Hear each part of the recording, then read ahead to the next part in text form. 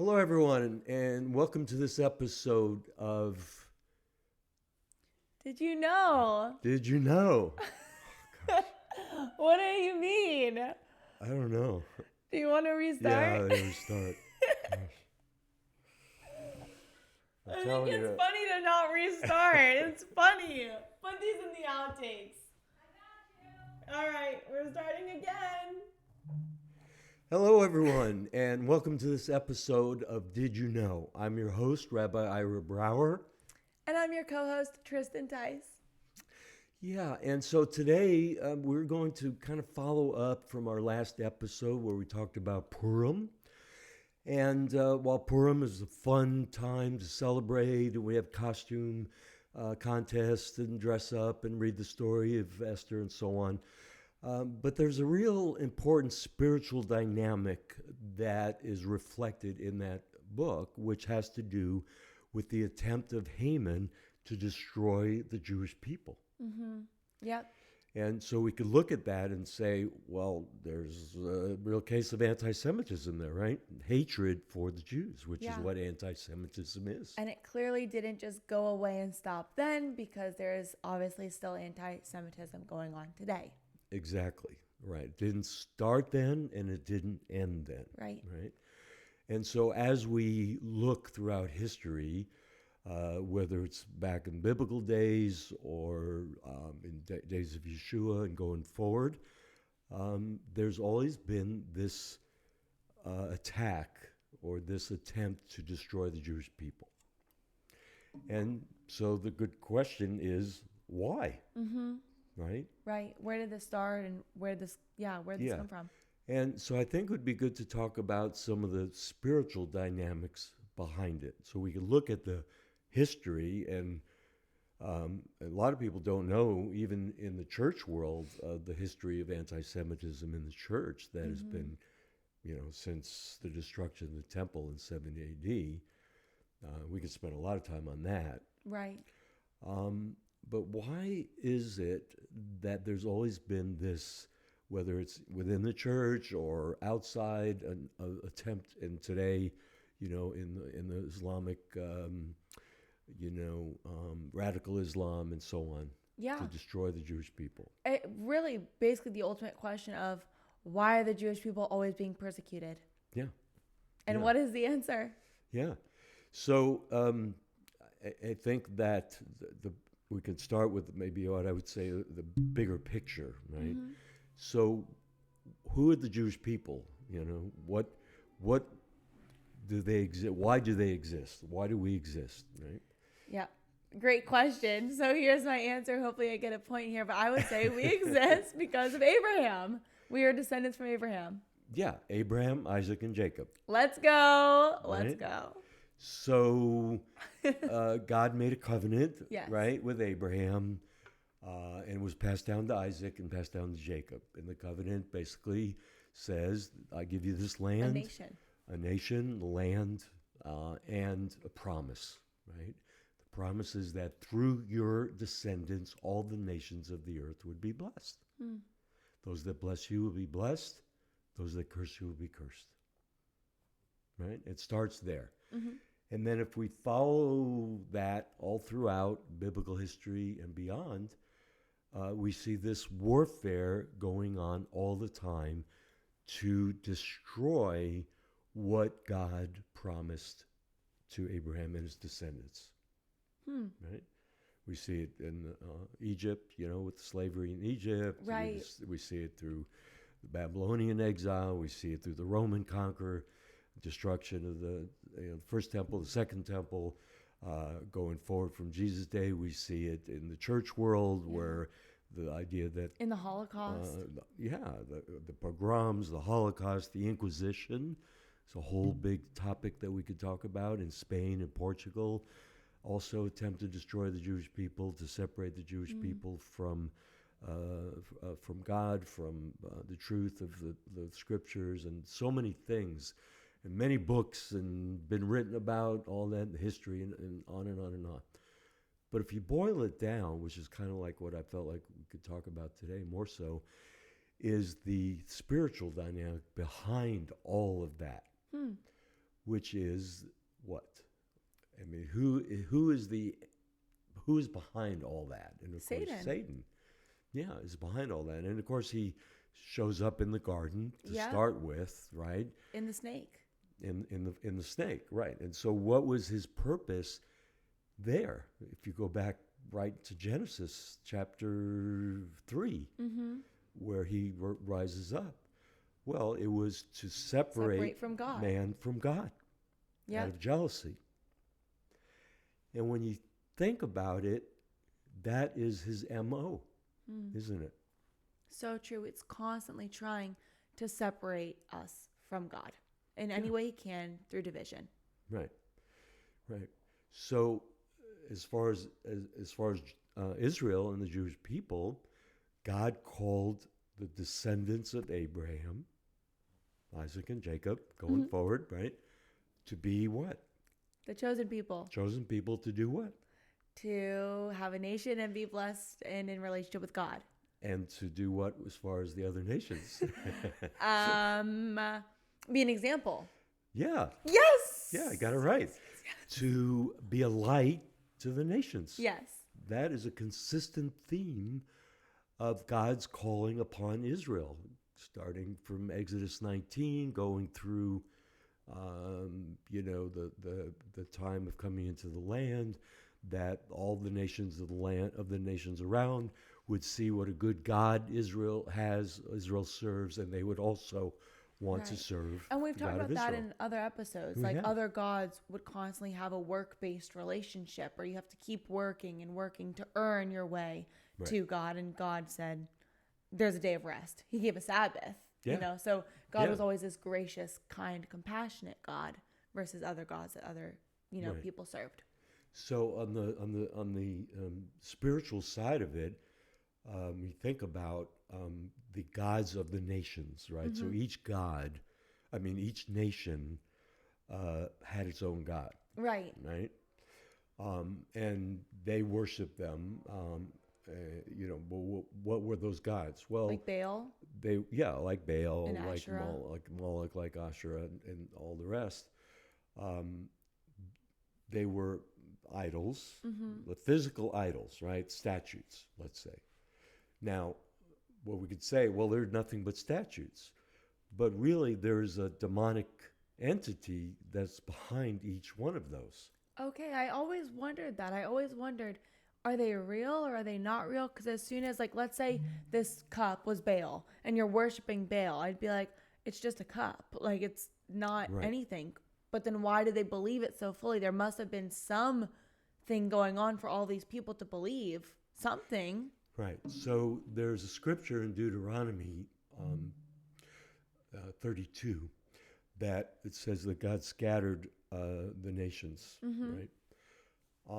In the original text, it's the gods were scattered, the divine beings were scattered.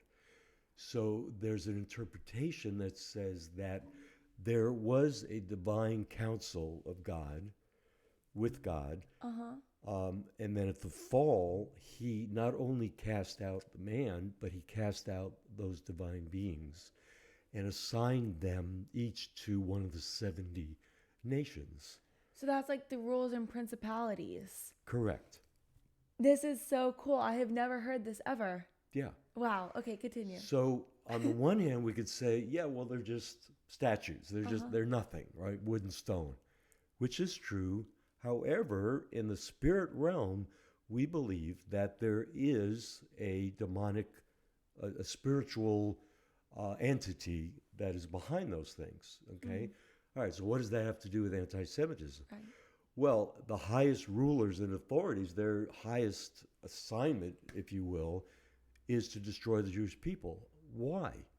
Why is that such a high-level assignment? Because they're chosen, and then that would be separation from God, and then they lose the example of what it is to be in a relationship with God, and then everyone's separated from God. Right, and it makes God out to be a liar.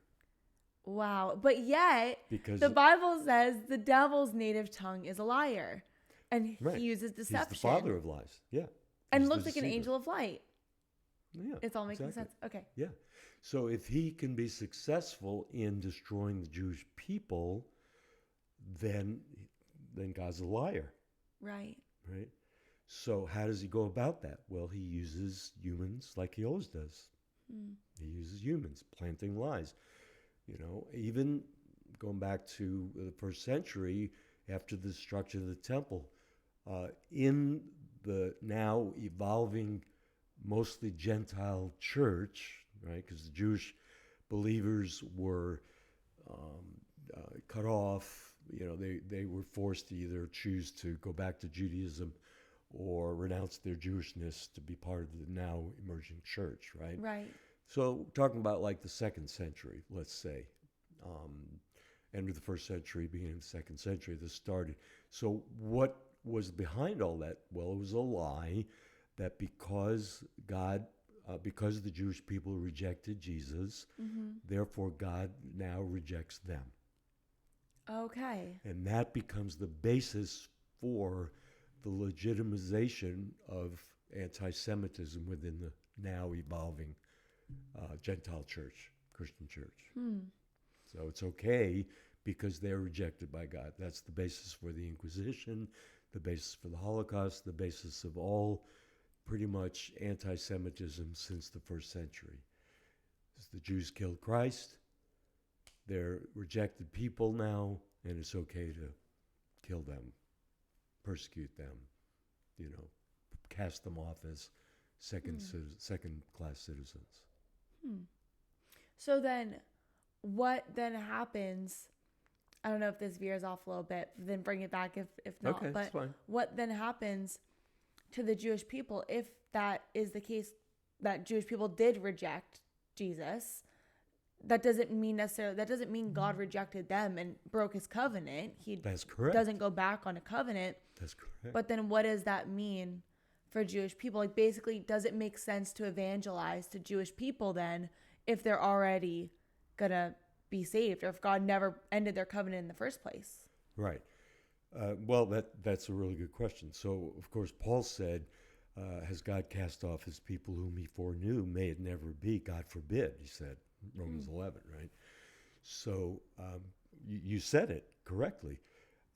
Just because Jewish people have not received Yeshua or in fact rejected him, although many did receive him, of course, we know historically in the first century, it was the leadership that rejected him. Yeah. Right? And leadership have rejected him ever since, and therefore the people have followed suit.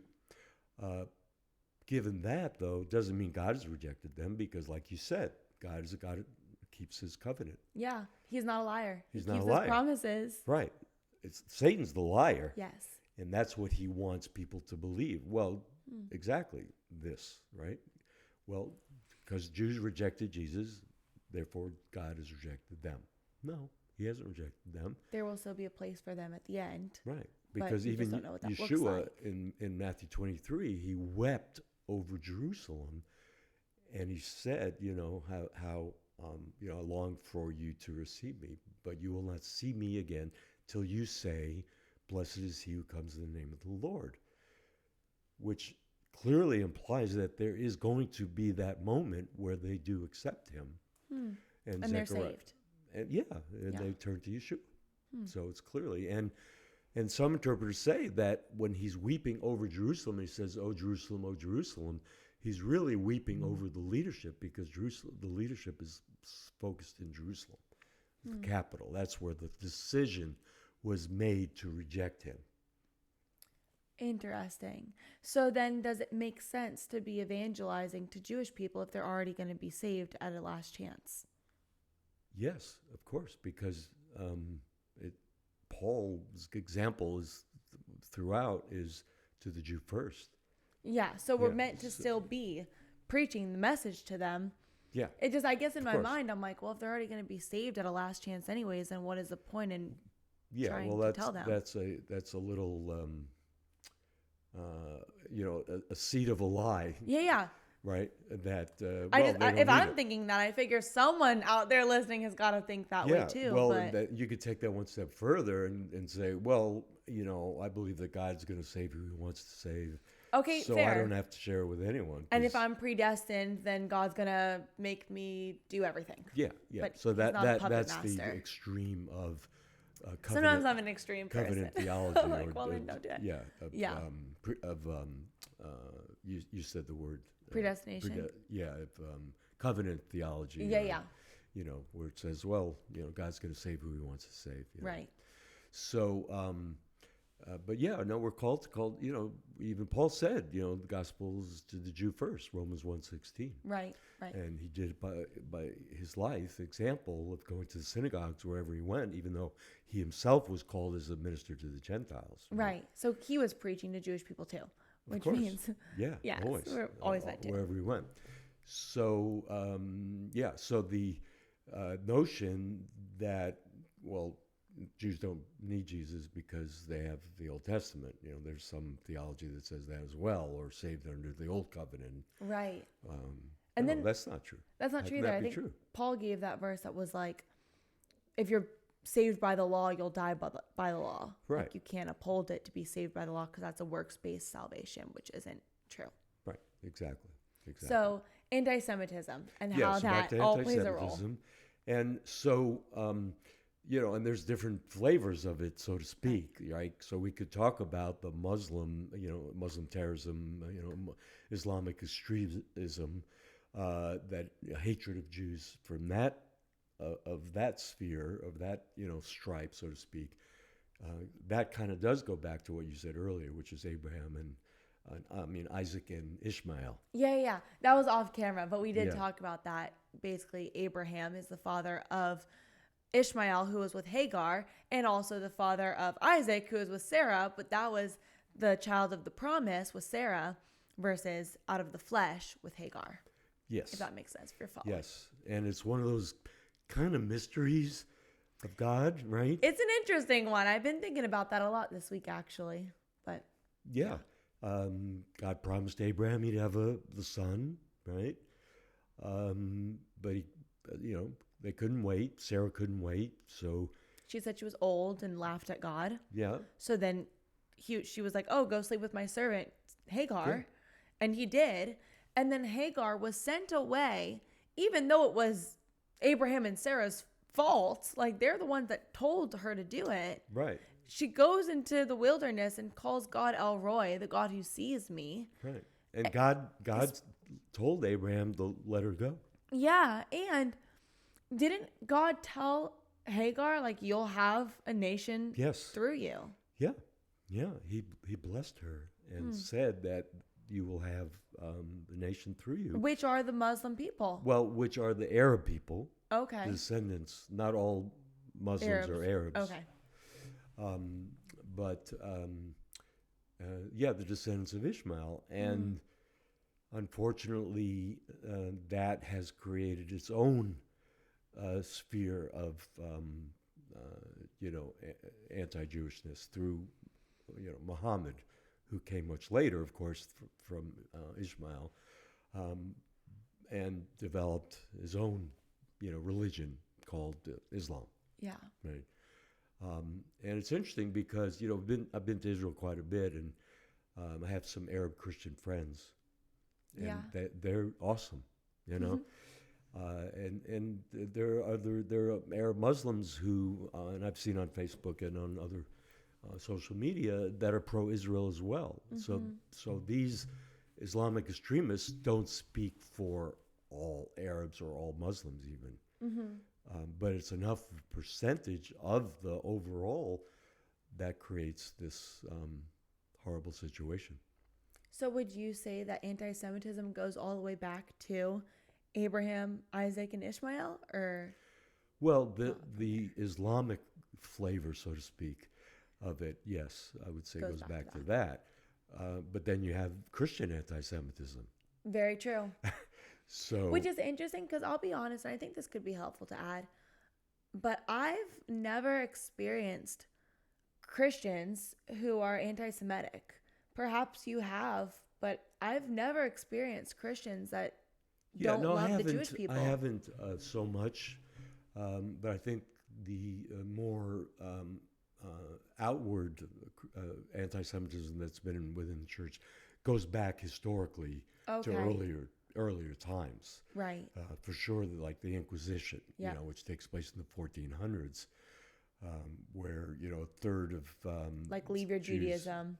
yeah, they're either forced to convert or expelled or killed. Many thousands of Jews were killed by the Catholic Church at the time, right? So, but even and if we talk about the anti-Semitism in the church, even Martin Luther wrote a horrible paper called "On the Jews and Their Lies."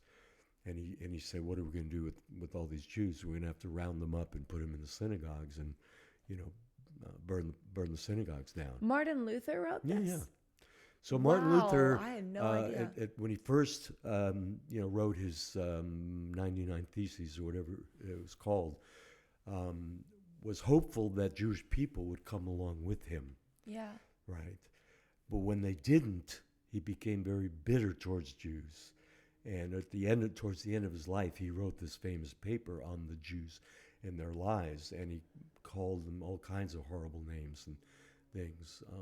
Martin Luther, John Calvin, all the Chrysostom, St. Augustine.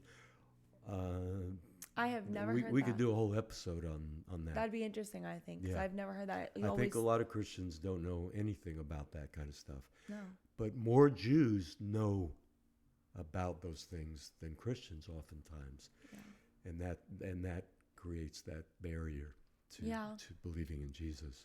And I've remembered, my Jewish friends saying things like, "Oh, like Christians are horrible and they're anti-Semitic and they're against me," and I've always just been like, "That's not true. Like we love the Jewish people." My church that I go to, and here at Shalom Boca, and many, I can't think of one that doesn't, but many congregations I feel are so embracing and accepting of Jewish people that have accepted Jesus, right, and the Jewish people without accepting Jesus, because we just love them. Yeah, so we would say, a true follower of Yeshua would, by definition, almost have to love the Jewish people. Be a light. Because he himself is Jewish, right? God's kindness. So you can't love Yeshua and hate his people. Exactly. Right. That's always what I've been so confused by. However, it's been that way, historically it's been there, and there's a lot of great books that expose that. And there's more subtle forms even within the church, such as what we call replacement theology. Yeah. And I think that would be a good topic for an episode as well. I do too. So I think we probably many covered things what there. we need to. Have you ever experienced anything that was anti-Semitism in your life? Well, when I was a kid growing up in New York, Christ killers, I didn't even know what that meant. But, I've heard it. Yeah. I know for me personally, I haven't ever experienced anti-Semitism either growing up. I don't know, like anything like that, but I definitely have compassion for people that have. Because there was a girl in my high school who had like swastikas painted in her locker, or there were also like swastikas that were on one of the bathroom doors, and that got out to people, not towards her, but just on one of the doors. So it's very prevalent, 100%, I think. Oh yeah, and again, in the modern flavor of anti-Semitism, we have what's called the BDS movement, boycott, divest, and sanction Israel. On college campuses, there's so much indoctrination and propaganda, and we see it since October 7th.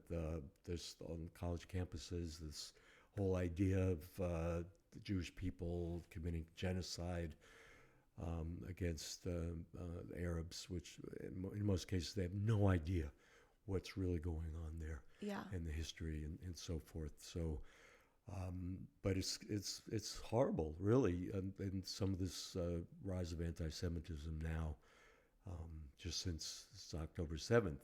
College campuses, a lot of Palestinians here, Arabs, Muslims that live in the United States that have spoken out against Israel, against Jews recently, and a lot of horrible things happening. So, hate to end on that note, but let's end on a more positive note, and that is that in spite of the anti-Semitism, in spite of that spiritual dynamic of satanic and demonic that is behind that.